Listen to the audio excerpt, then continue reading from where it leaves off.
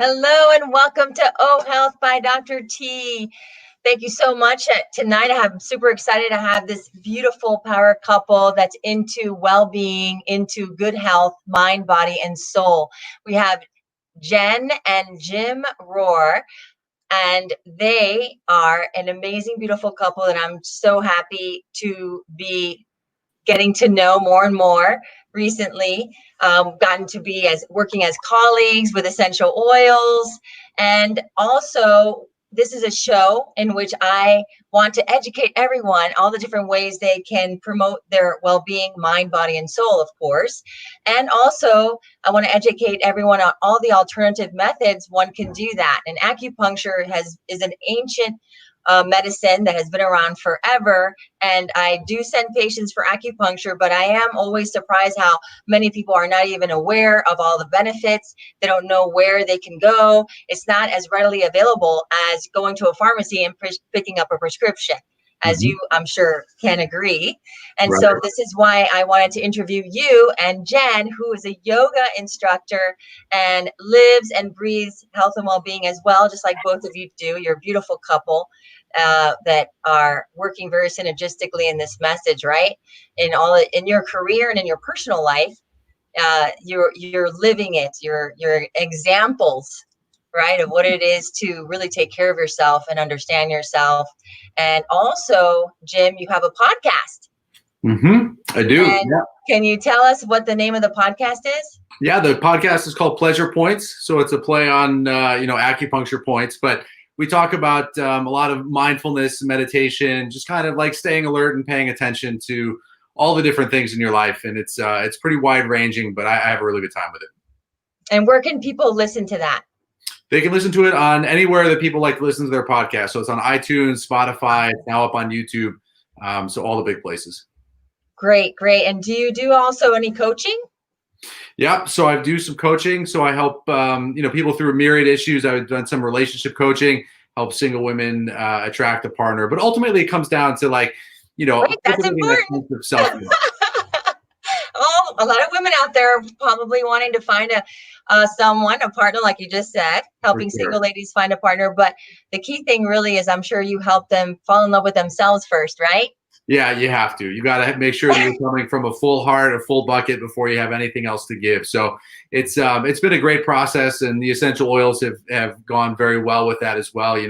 To cultivate that feeling of self-love and loving on yourself and nurturing yourself and really tuning into your body, because that's what so much of I think all the work that all of us do is about.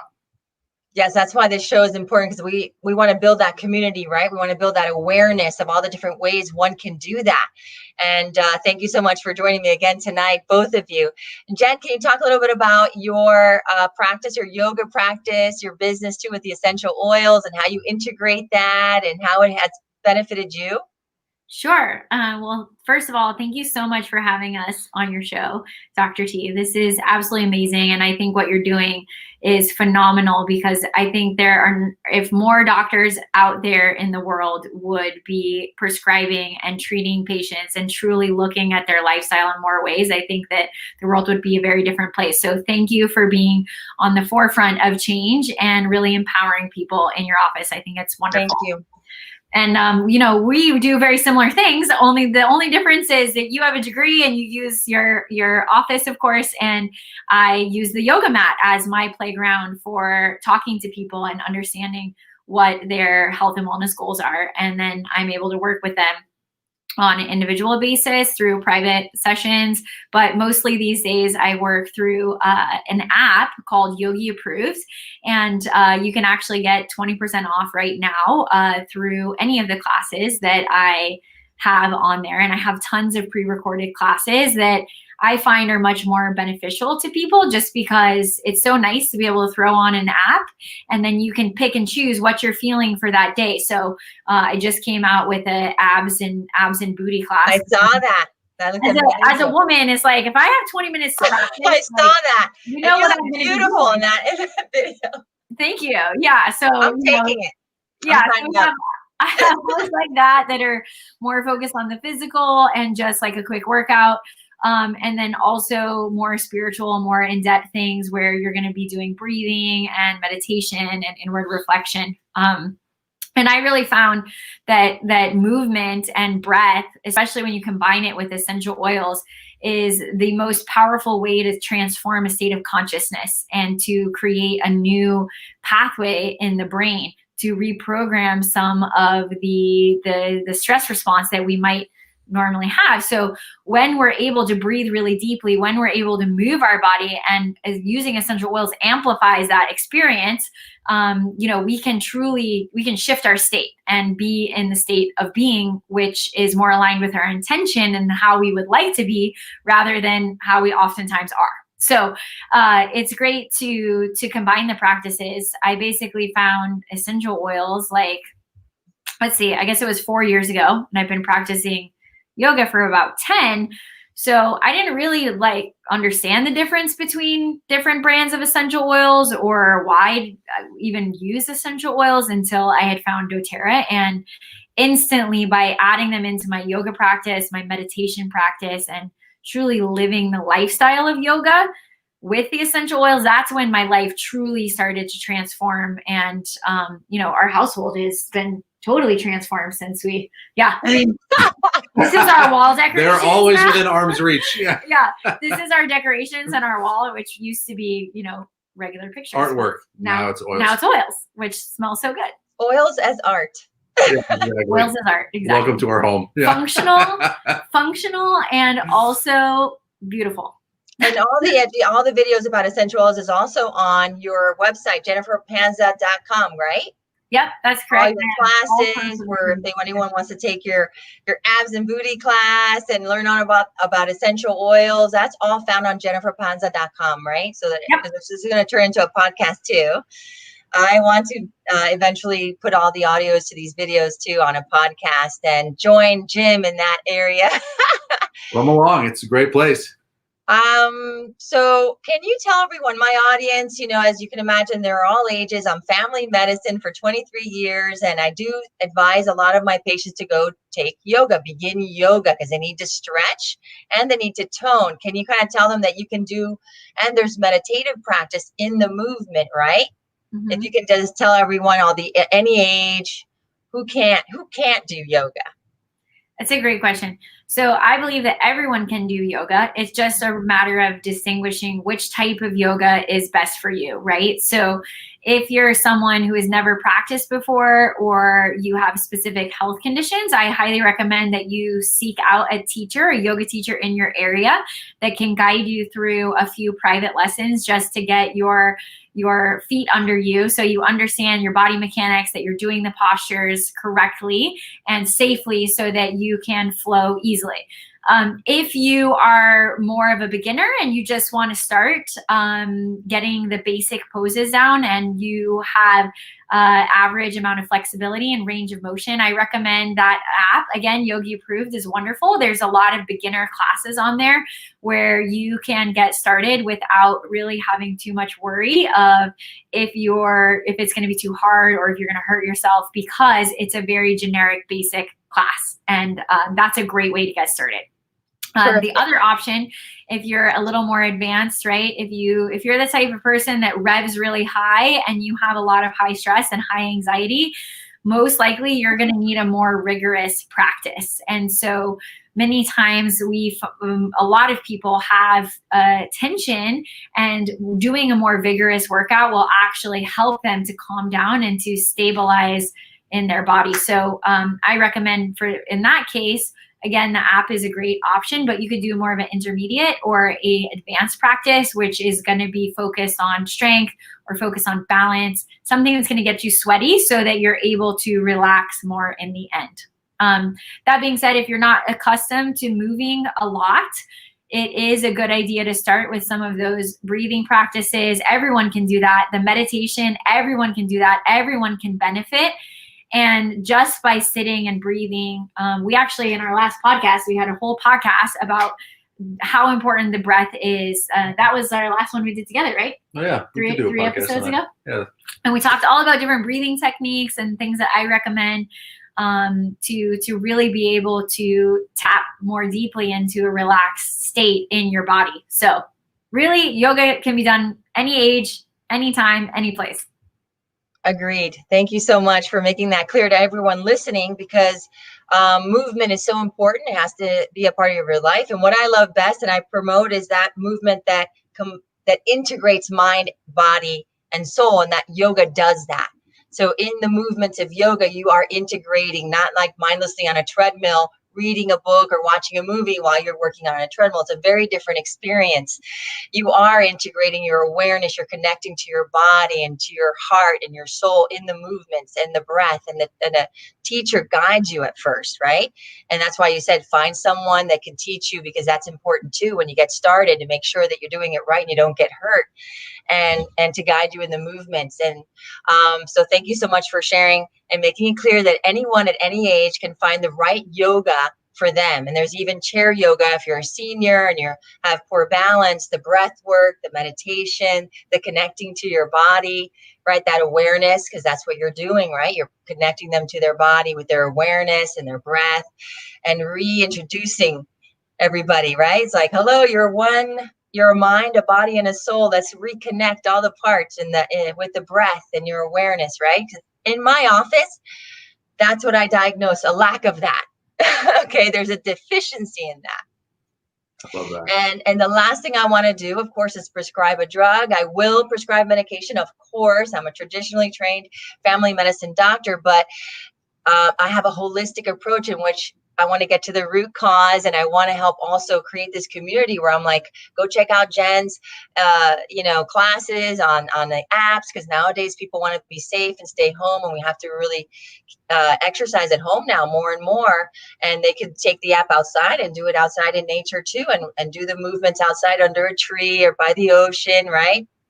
Or by a lake, and things like that. So that's great that you have that available so readily for all those listening. And the podcast about the breath, I want everyone to seek out Pleasure Points podcast, please, and listen to that, because I do have to stop my patients and I have to teach them how to take a good deep belly breath right then and there, because it's so powerful and soothing. They can soothe themselves in an instant. And so I'm so happy you pretty much dedicated a podcast about that topic. Can you touch upon maybe some highlights about that podcast for everyone listening, just the breath? Sure. So I wrote a few years ago, I wrote a book called Unlearning Stress, and I was distilling down like the things that I've seen clinically, like what are the most important. And I came up with the 10 things that I think are the most critical, like to sort of pass on for wellness. And I was said to myself, okay, if I get the audience's attention for just one chapter, what is the one technique, the one thing that needs to be addressed that can make a massive difference in their life, in their lifetime? And so that first chapter is all about the breath. And we talk about how, breathing can shift you from that fight or flight response into more of that parasympathetic state. And my favorite breath that's the easiest one to implement is what I call the 4-5-6 breath. So you inhale for 4 seconds, hold it for 5 seconds, and then exhale for 6 seconds. And bonus points if you can really engage the diaphragm so that your abdomen is going to expand on that inhale and contract on the exhale. So the idea there is that, this is the kind of breathing that newborns do. If you watch a newborn who's completely safe and peace and at rest, you watch them breathe, their bellies get so big and then they collapse on the exhale. So we're hardwired to recognize that this is the kind of breathing that we do when we're in a safe space. And the whole sort of foundation of stress, right, is that like we're perceiving threats and dangers all over the place, even though for the most part, like if you're listening to this podcast or the show, you're watching it on Facebook, that like you're in a safe place. Like chances are your life is not in immediate peril. And so because of that, like if you keep perceiving your life as being in danger, then you're going to be in that heightened fight or flight state. And we can use the breath as like a phenomenal tool that you can have. You don't need any other like extra oils or acupuncture needles or a yoga mat. You have your breath. And when you can engage in the diaphragm and allow your belly to expand, you're going to send that all's well signal to the brain. And eventually I call it recruiting your physiology. You're going to use your body's natural physiological state to override the thoughts. Because people, when they meditate and stuff, they say, well, I can't stop thinking. And it's like, that's fine. I don't care. Like engage in the breath. And then your body will eventually respond in a way that's going to lead to greater peace and wellness. Perfect. Thank you so much. I love that. So it's a 4, 5, and 6? Yep. So inhale for 4 seconds. Nice big inhale. And then you're going to hold the breath for 5 seconds. And then when you exhale, you're going to make it a little bit longer for a count of 6 seconds. So all in all, it's a 15-second breath. And if you string together 4 of these in a row, that is a powerful minute that you've dedicated to your wellness. It's going to pay dividends for the rest of your life. Yes, because we all know chronic stress leads to illness and disease. And chronic stress is an epidemic right now. And Yep. so if you always have your breath with you, which we are always grateful for. I mean, that's how I check in, right, to gratitude as I begin to breathe. And then I get grateful for that I'm able to even take such a nice deep breath. And guess what, folks? The more often you do it, the greater a breath you're going to take. It's like an exercise. It's a breathing exercise. You're going to be amazed if you do this for 30 days straight, how much more of a deeper breath you're going to be able to take. It's incredible. I've noticed that personally, and my patients are now telling me, how much it is helping them. So I love that 4, 5, 6 breath. Everyone, try it now and keep integrating that. It's so easy. What do you got there, Jen? I just wanted to mention, another way to make that even more profound is by adding in the Breathe essential oil. Yes. So this is what we love to recommend to people out there who do have a hard time breathing or need an excuse to breathe. Because I don't know about you guys, but sometimes when people say, "Oh, just breathe," I'm like, "Come on, like that's so." I am breathing. Like, just breathe, But what does that mean? Right, but if you add an essential oil in it, it makes it a lot more fun. It makes it easier. And this one is a blend of peppermint, eucalyptus, lemon, and laurel leaf. And it kind of smells like a Vicks vapor rub, but this is all natural. So it's actually working deeper to open the air pathway. So when you put that oil up to your face and you breathe in, it feels like I'm in like a 5-star spa or something, or I'm in the middle of a eucalyptus field out in the rainforest. Yeah, and it just opens those air pathways. And now it's like, oh my gosh, I could easily sit here and breathe for 10 minutes because it smells so good, and everything opens up. And when you're getting more of that oxygen flow, and the more you can breathe, the easier it's going to be to shift that physiology in your body. So the oils are a great tool to help make breathing fun and give you a reason to breathe. Yes. I have Breathe here in my office because because it's a fantastic, like you just said, it transports you. It makes the breath even more of a deeper breath, a more fulfilling breath. It now is affecting the brain as well, and resetting you from the crazy loop of thought. Once you begin to have a sense of smell and you engage the sense of smell, you can't think at the same time.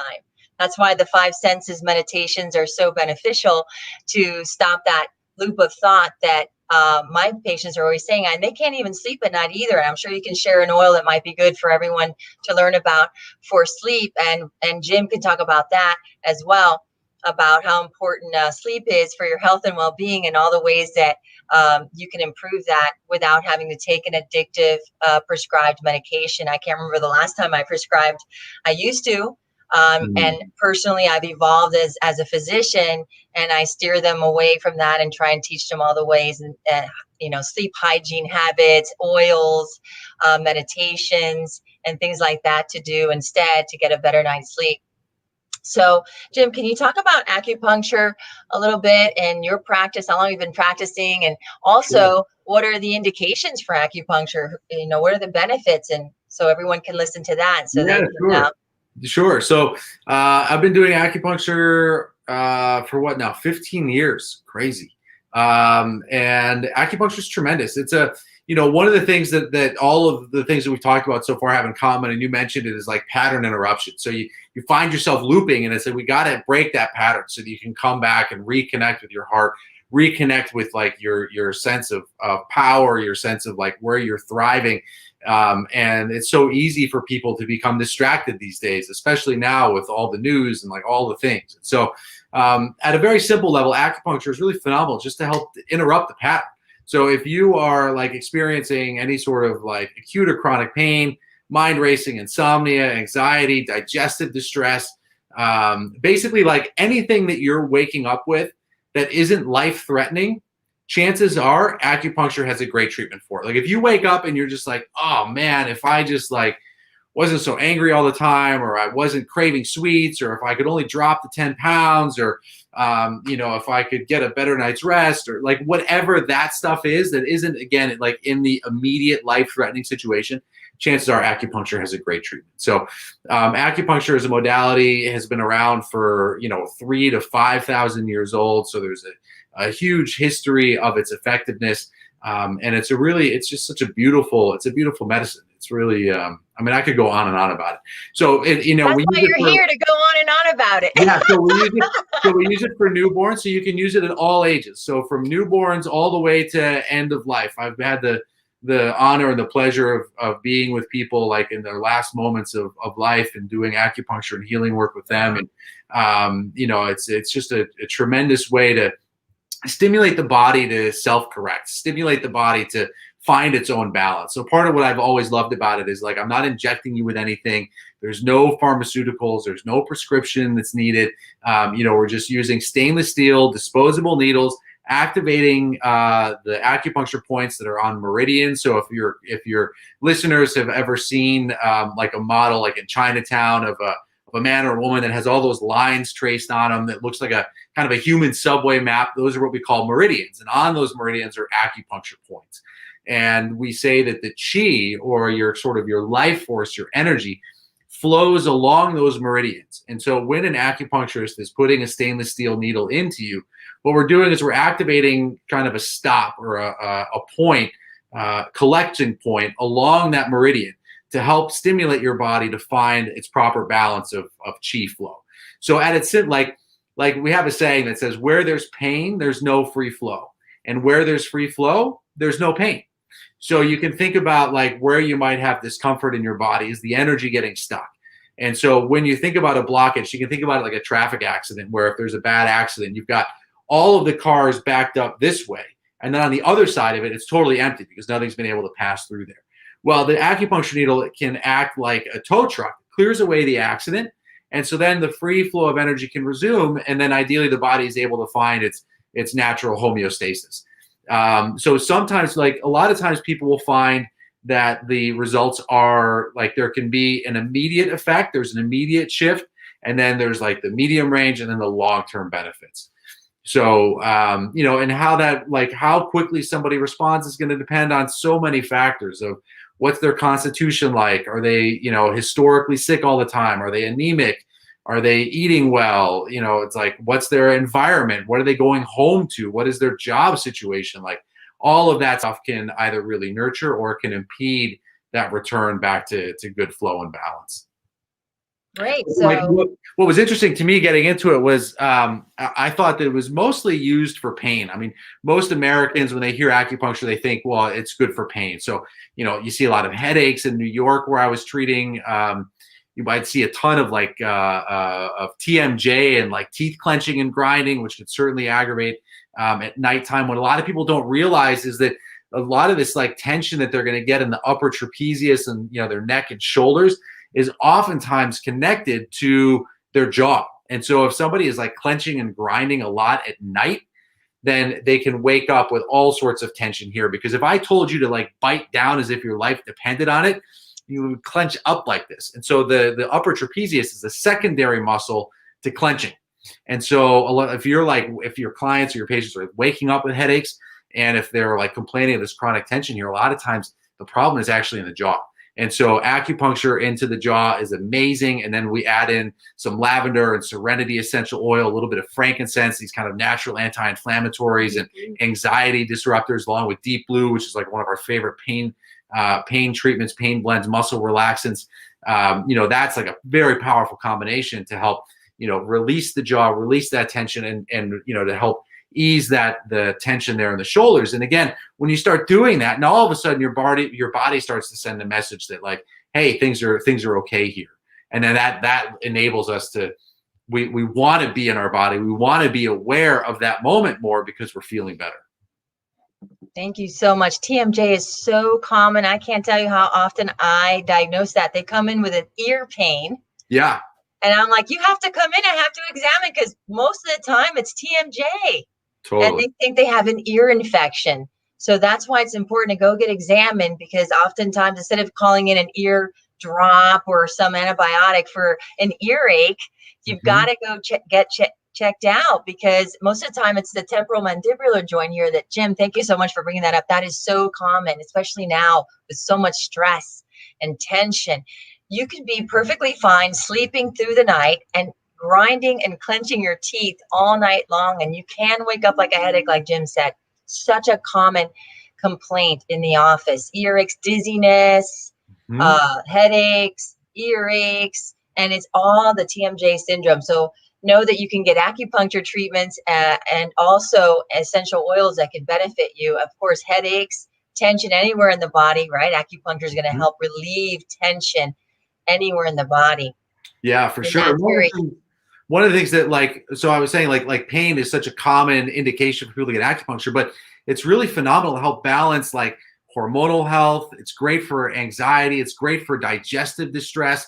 And then there's like an entire sort of emotional and spiritual component as well, where, you know, ultimately it's just about being able to reconnect with yourself in a powerful way. But I just want to take a moment here to celebrate you, Dr. T, and like how great, like how fortunate are your patients to be able to like go in and to get that recorrection where you're not just prescribing medication because like this is the general area where there's discomfort, but you're actually doing a thorough exam and being able to bring and incorporate some of these alternative medicines. That, you know, the joke that we have with acupuncture is that the side effect is that other things also feel better that you didn't even expect. that's awesome. Bringing up side effects, are there any negative side effects to acupuncture? I mean, if you're seeing somebody who's not qualified at all, then like there are some, you know, some risks, just like if you were to see anyone who's not trained. But if you were to see a licensed acupuncturist, which is what I would encourage all of your listeners to look for, if they want to try acupuncture, they're not sure where to go, you want to look for somebody who's got the letters L, capital A, lowercase c after their name. Here in Florida, sometimes you'll see an AP, which stands for acupuncture physician. But for the most of the rest of the country, what they're going to look for is an LAC. This is someone who's done, you know, usually about 4 years of extensive training with the sole intention of being an acupuncturist and a Chinese medicine practitioner. So when you see one of them, the biggest side effect that we would see from a treatment is sometimes people would have a little bit of a bruise, or maybe they feel a little tired after a treatment. But otherwise, like I said, the majority of the side effects that happen from treatment is stuff that they didn't even tell us about is also improving. Yes, most of the time it's positive side effects. Right, right. Good side effects. And any contraindications? Is there anyone you won't do acupuncture on? Can you share with us anyone you wouldn't do it on, or have you ever had that situation? Sure. Yeah, great question. So the only people that I would like flat out refuse to see right off of the bat, like they called, is somebody who's had an organ transplant. Because there we don't, like, the acupuncture can help to stimulate the body's natural immune system. And so we don't want the body to reject that organ. Now, this is going to be like the minority, like, you know, it's a minuscule amount of people that are having that situation and calling for an acupuncturist. So just about everybody else, they can come on in. There's no contraindications with medication. Even people that are on like a Coumadin or a warfarin or a blood thinner, like it's totally fine to get acupuncture. I can't think of any other like contraindications. You know, sometimes we'll get people who are like a little afraid, they're a little nervous, they don't like needles. Like nobody likes needles. I wish they weren't called needles. I wish we called them like filaments or something else, because they're so thin that people usually are like, oh, I didn't even know that you put something in. That's important. Talk about that so that we can get that fear away. They're not really needles, everyone. Yeah, I like the idea of saying filaments. Yeah, so the difference is, like, you know, most people hear of a needle, they think about getting a shot or a vaccine or something like that. And those needles are hollow. So in order for them to like hold whatever is going to be injected, they've got to be bigger. And so the acupuncture needles are very, very thin. Some are like almost the size of a hair. The insertion is usually painless. Again, if you're seeing someone who knows what they're doing, like, it usually doesn't hurt. And if somebody's really sensitive, if they're like really nervous, I'll use a much, much thinner needle. Oftentimes I'll have them, you know, lay face down so that they can't see the needles. I stay in the room with them and everything is super comfortable. And by the end of that first treatment, they're just totally in love. Awesome. Thank you for pointing that out. That's really important. So it's painless acupuncture. Don't be afraid about the method that is used, and please consider it if, especially if you have found no relief from any other treatments. Always give acupuncture a try. I know that I try and steer my patients that way as well. And where can they find you? Are you available to see patients? What's happening with you these days? So I'm not seeing any clients right now, especially with coronavirus and stuff. I'm not in the office. And I've been shifting, personally into essential oils, because one of the problems, it's not a problem, but one of the challenges of being an acupuncturist, and same thing in your office, I would imagine, but certainly like as an acupuncturist or massage therapist or even a physical therapist, is like, I get just an hour, maybe an hour a week or a couple of treatments a week with the client. And then it's like, well, what can they do when they're not in the office to feel good? Eating well, of course, exercising, of course, but like, what sort of like specific treatment or protocols can they follow so they can continue to feel well? And that's where the essential oils have come into my practice, and I've just totally fallen in love with them and with their effectiveness, and they can do things that the acupuncture needles can't. And so we've really been, I've been going full steam ahead with Jen to spread the word about the power of essential oils. Yes, great. And so points, right? Yeah, and so we'll use it. I'll prescribe acupressure points that they can use it on, like you mentioned, sleep. So lavender, like right behind the ear. If you imagine like a nickel or a quarter size area behind the ear at the base of the skull, is one of my favorite places for them to put lavender, especially at night before going to bed. It's activating some of the acupressure and acupuncture points that are known to promote a restful sleep. A little drop of essential oil on the top of the ear is also great to activate some of those auricular acupressure points. So we've got a lot of options, and we can really like prescribe specific oils with specific points at certain times of day to make it such a personalized approach to medicine. That's fantastic. Now you're empowering the patient with these processes, right? And that they can do every single day to take care of themselves, which is really key. Also, can you share also how they can find out maybe where these classes are? Do you teach that in a class, the way that you would tell them where the acupressure points for different physical manifestations, complaints? Mm-hmm. Where can they find out more information? Would that be on? Yeah, probably Instagram is going to be best. We're pretty regular there. So I'm at James E. Rohr. Jenny's at Jennifer Panza. And then we have another Instagram account that's specific just for like all oils all the time. It's called @theoilgram. Okay. Yeah, well, I just would like to mention that anyone that purchases oils through Dr. T or through us becomes part of our wellness community. And just as has been mentioned, we're really passionate about empowering people outside of the clinical practice. So off of the yoga mat, off of the acupuncture table, and outside of Dr. T's office, that you have methods to heal yourself in your own home and to feel really great all of the time. And as a bonus of being part of our community, because we're so passionate about educating people, that we do continuing education classes almost every single week. And we have so much information, a wonderful community of not only experts like Jim and myself and Dr. T, but fitness experts, nutrition experts. We have so much knowledge and information in our community, and we really love to connect people to that information that's going to best support them for their health and wellness needs. So thank you for sharing that. That's important. That way. Go ahead. Well, I was just sort of laughing thinking about it, because I've had the thought a number of times as we're supporting our community about like how much information we give away for free. It's crazy. And you think about like, people would have to pay so much money to get a consultation with any of us. And then when they get the oils and they're part of our community, and any given day and certainly any given week, like we have high level people giving phenomenal continuing education seminars. And it's like thousands and thousands and thousands of dollars of free information. And we love it. It's fantastic. Yes, I can tell you're both very passionate about it. And I think that's key, that you're both working in something you're truly passionate about, which all of you out there know. I hope you know that's very good for your health. I often have to ask my patients, do you love what you do? Do you love your job? Are you passionate about it? Because typically if they say no, if they say they hate it and they're not loving their workplace or their coworkers, that's usually the root cause of whatever it is they're complaining about. So I'm so happy that there's you are an example also of doing work that you're passionate about, that you believe in. So, and also you're also an example of a healthy relationship. Now, I have to talk about relationship in my office because healthy relationships or unhealthy relationships affect your health and well-being. And I do have to ask my patients about how is their relationship at home.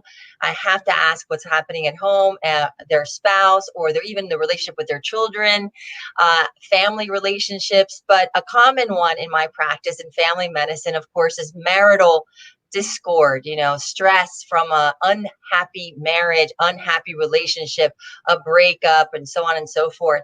Can you guys share a little bit about what a healthy relationship looks like, or what has helped the two of you, or something you want to share? Because from knowing you guys for the short amount of time, I do see a healthy, happy couple. And I do know you guys have I guess, gone through a lot of learning, right, and exploration in order to achieve that and reach that point together. Anything you might want to share to anyone listening about what are the main points of a healthy relationship, or what to look for? And I know you counsel and coach women, right, and couples in your coaching practice as well. Anything you want to share about that? You want to go first? Oh, no, you go first. I'm very no, I'm just kidding. Well, we did just get married last year, so I think that our journey circle back around in 15 years. It's just the beginning, right? In 15 years, you can ask us the same question, and we may come back with a different answer. But I have to say, this is one thing that I probably said like 4 times yesterday. And when there's heated moments or things that you may not see eye to eye on, which is inevitable because someone else is a different human. One person's right and the other one's wrong. Right. That is to remind the person who is argumentative that you're on the same team as them. And I think that that's been, that's one of my favorite tools to use, is that in that moment to just come to the realization, like, hey, we're on the same team. I want the same thing as you want. So can we create it really tones it down communicative practice so that we realize, that we care about each other? Because I think ultimately it becomes like a battle, like this person is right and this person is wrong, or this person's agenda is more important than the others. But when we realize we're on the same team, we want the same things, then everything helps. It just helps to soften whatever the intensive argument might be. Exactly. It helps minimize the situation, right? That's a great term. Hey, we're on the same team. Why are you laughing? What are you going to say? No, it's a great answer. I appreciate that you do that. Great. We're on the same team. Yeah, for me, it's like, so I was married before and divorced. And so that is, I learned a lot, and so I think if you are somebody who has been divorced, I know a lot of single people that are divorced, sometimes they feel like they're, damaged goods, or someone who is single and dating somebody or thinking about dating someone who's divorced. It's there are some advantages to that. And for me, I definitely learned a lot of what obviously doesn't work and how not to be. And after, when I was going through that process, I really realized that what was the sort of the fundamental thing that was missing from both of us in that relationship, and that I wanted to make the number one priority going forward, is kindness. And so I am telling myself that every day. I set my aim to it. I talk about it on my podcast all of the time, that really the key to just being well in the world is to be kind. And I like to joke about being right, because that's something that I would fall into. I was just I'm convinced that I'm right, and a buddy of mine said, listen, you can be happy or you can be right.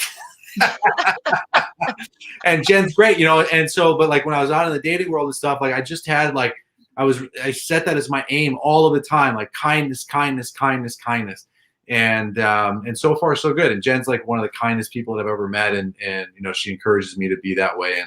And I just think that's really helpful. And the research backs that up, by the way. I mean, when you look at couples counselors or psychologists that have studied happy couples, they find that it's not when someone tells me oh, we never argue, I like to say, well, one of you is lying. I believe that you never argue, but one of you is not speaking the truth, right? Otherwise there would be an argument. And arguments themselves can be healthy. The big thing is how do you argue? Do you argue with respect? Do you argue with a mutual aim of being on the same team and coming to a resolution together. And how quickly can you come back to kindness? And when that's the aim, I think that everything else can be sorted out. That's great. I love that so much. Come back to kindness, kindness. Boy, if we make all of that, if we all of us can make kindness our intention every day, can you imagine? You know, if every day we wake up and it's a kindness meditation, that you're going to set the intention to be kind to yourself and to others, because that's another thing. We all have to remind each other to also be kind and loving and compassionate towards ourselves. I noticed that that's a self-care is a deficiency that I diagnosed in my practice quite a bit. And I have to actually coach them to begin a self-care practice. And oftentimes they're really, really kind to others, but really not kind to themselves. Have you noticed that in your coaching practice? Oh, for sure. For sure. And it's like, you know, it can be this kind of caretaker syndrome where they just are naturally taking care of everybody else. And yeah, it's hard. I mean, you have to learn self-care. It doesn't come instinctually. But what I would tell my clients who are in that situation, who have like taken care of everyone else around them, is that they have the skill set. They know what it's like to anticipate a need. They know what it's like to tune into somebody else's energy. So they have that muscle really strong, but they haven't turned it on themselves. This is going to be very different than somebody who might be like super narcissistic, or somebody who's just kind of clueless, who, you know, is challenged with empathy, where they may not be able to tune into others. They may not be able to tune into themselves. But so if you're someone who has that habit of giving and giving and giving, like, you've got the skill set, but you just have to do it in front of a mirror, you know? So instead of like tending to your kids or your relatives or something, you know, look at that person in the mirror and give them the same kind of attention and care and compassion that you would give to a stranger. Thank you so much. That's so important. Can you guys, each one of you, please share what you guys do in your self-care practice? Oh my gosh, do you have 3 hours? Yeah. My 3 minutes. My self-care, like, there's like 20 minutes of oiling in the morning and yoga and meditation and throughout the day. But short and sweet, I think it's really important for me, at least, to I always try to eat my most healthy meals. For me, everything starts with digestion. So if I'm eating well, that means I have lots of energy and I feel good.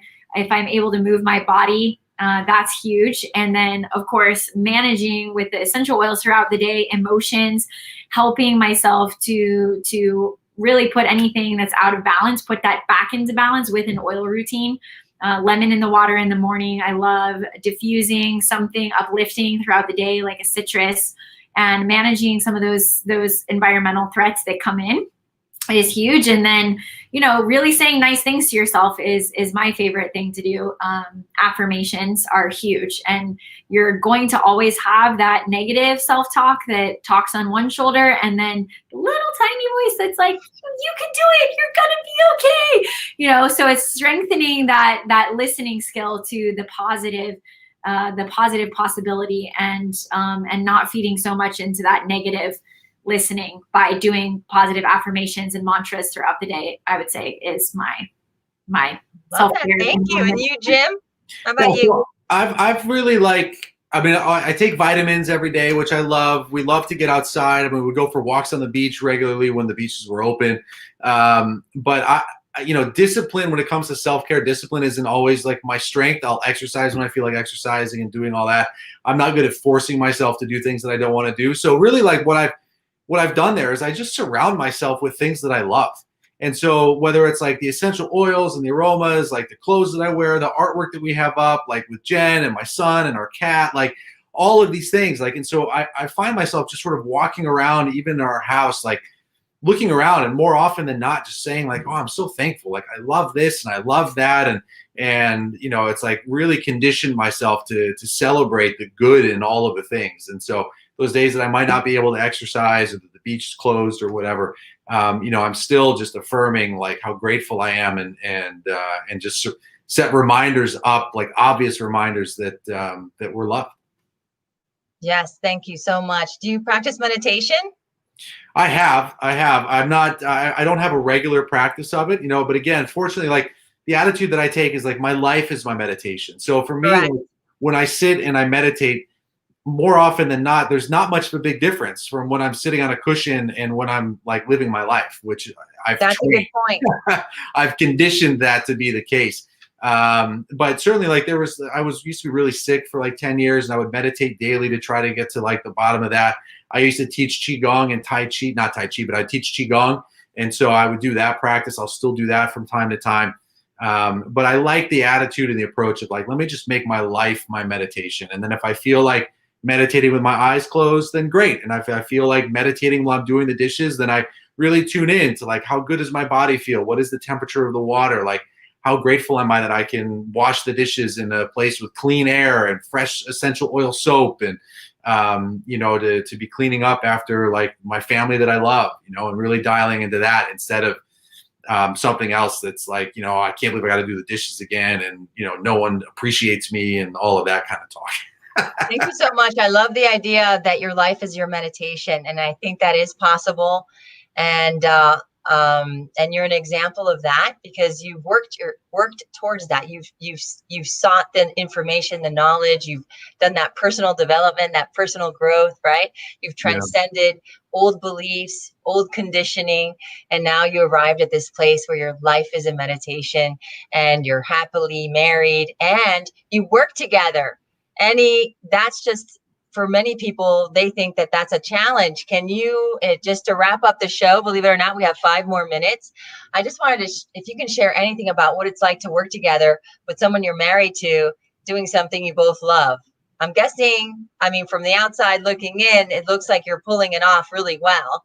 And any tips for anyone out there listening to kind of wrap up the show about this?